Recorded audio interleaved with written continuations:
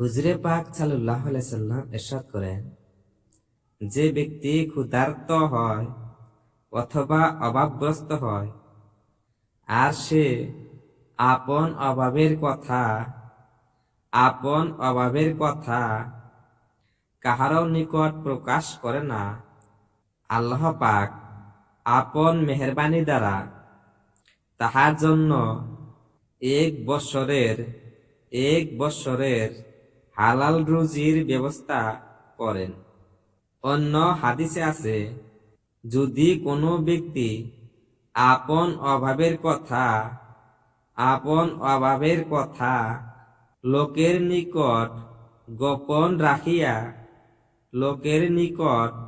গোপন রাখিয়া শুধু আল্লাহর দরবারে পেশ করে ও তাহার নিকট ভিক্ষা চায়, তবে আল্লাহ পাক তাহার এক বছরের